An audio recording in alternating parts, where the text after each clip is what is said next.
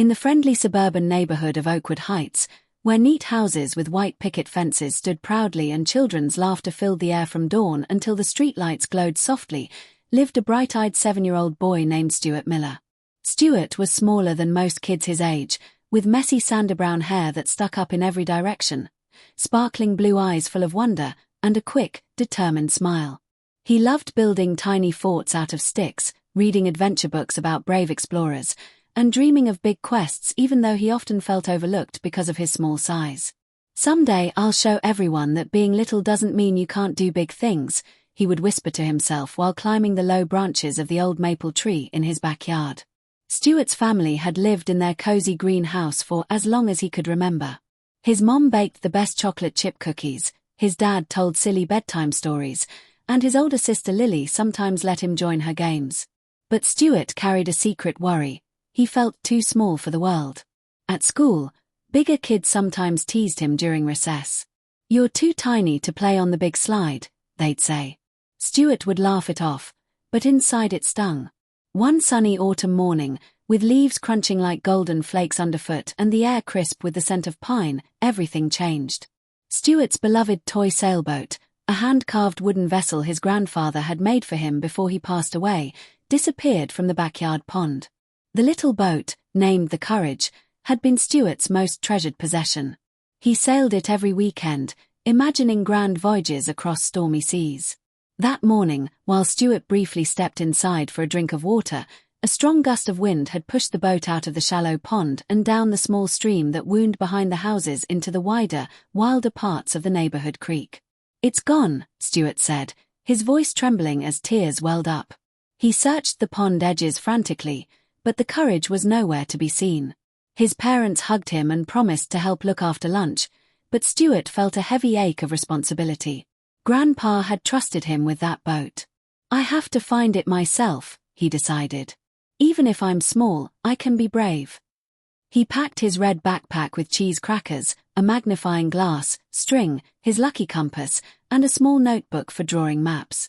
Then Stuart slipped out the back gate and followed the trickling stream toward the mysterious Willow Creek woods, a place where tall grasses swayed like giants and older kids warned that adventures could get tricky for someone so little. The woods felt enormous to Stuart. Every rustle made his heart race. He called out for his boat, his small voice echoing softly. After wandering for a long time, his sneakers muddy and his legs tired, he met someone special. Sitting on a fallen log with a basket of wildflowers was Mrs. Abigail, a retired sailor with kind wrinkles around her eyes, short white hair, and a warm laugh that reminded Stuart of summer waves. She lived in the blue cottage at the edge of the woods and was known for her stories of ocean voyages. "You look like a captain on a mission, little one," she said gently. Stuart poured out his story, voice cracking. Mrs. Abigail listened patiently, then smiled. "Small ships often sail the greatest distances. Would you like a first mate for this quest? 2 brave hearts are better than 1. Together they followed the creek deeper. Soon they encountered Milo, a nervous grey cat who had gotten separated from his owner and was afraid of his own meow. "I'm too small and scared to find my way home," Milo whimpered, hiding behind a rock. Next they met Clara, a clever 8-year-old girl with braids and glasses who loved inventing gadgets but doubted her ideas because she was the youngest in her family. "My brains feel too little for big problems," she confessed. Finally, they found Benny, a strong but shy boy who helped everyone yet felt he lacked true courage because he avoided risks. The group, now including Mrs. Abigail as their wise guide, decided to search for the legendary guardian of the creek, an old wise owl said to watch over lost things in the heart of the woods. They believed the owl might have seen the Courage. Their journey tested them in many ways. They crossed a wide puddle that felt like a raging river to Stuart.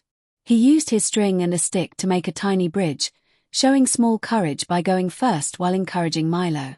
They faced a thorny thicket where Clara's quick thinking with her pocket tool helped clear a path. When a sudden rainstorm made the creek swell, Benny's strength moved logs to make a safe crossing, even though he trembled at first. There were discouraging moments. Once, after hours of searching with no sign of the boat, Stuart sat on a mossy stone as shadows lengthened. "I'm too small for this. The woods are too big. I'll never find the courage," he cried quietly, shoulders shaking. Mrs. Abigail sat beside him and shared her own tale of being a young sailor who felt too tiny for the ocean. "Small courage isn't loud or flashy," she said softly. "It's taking one brave step when everything feels overwhelming. That's how big battles are won." The friends encouraged one another with kind words and shared snacks. Milo grew bolder by helping spot clues. Clara's inventions, a leaf telescope and twig compass, guided them. Benny protected the group from scary noises.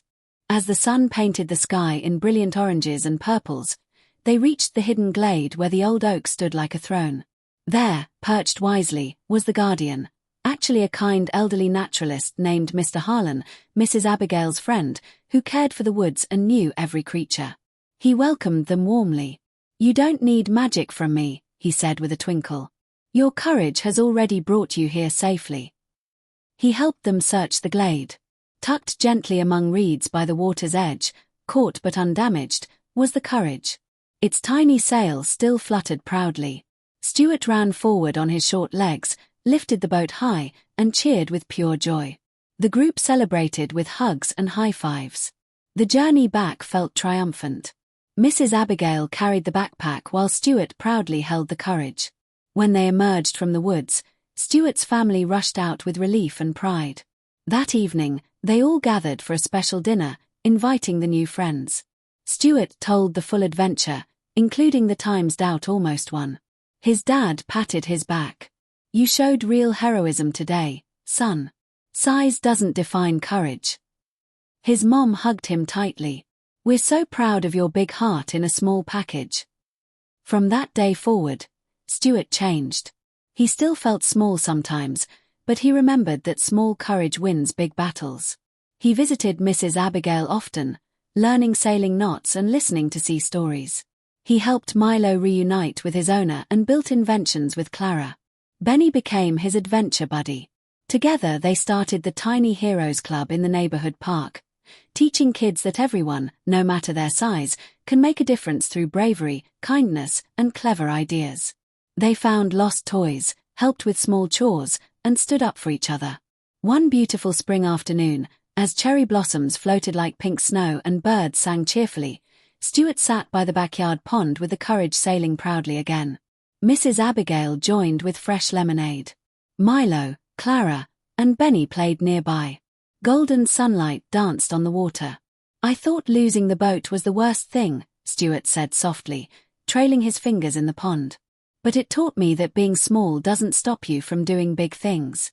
Small courage can win the biggest battles." Mrs. Abigail smiled warmly. "And that, dear Stuart, is one of life's greatest adventures." Stuart looked at his friends and family, feeling a deep warmth in his small chest. The boy who once doubted his size had grown into a confident, courageous leader.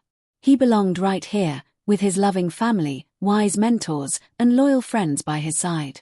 From that season on, children throughout Oakwood Heights shared the story of Stuart and the Tiny Heroes quest. Whenever they felt too small, too scared, or too unsure to face a challenge, they remembered Stuart's journey through the woods. They learned that courage doesn't come from size, it comes from the heart that refuses to give up. Stuart gently pushed the Courage across the pond, watching it glide smoothly. He smiled up at the bright blue sky, heart full of gratitude and hope. The scary quest had taught him the most important truth. No matter how small you are, your courage can win big battles and create lasting friendships. And that truth made every day an adventure, every challenge worth facing, and every ordinary backyard pond feel like an ocean of possibilities.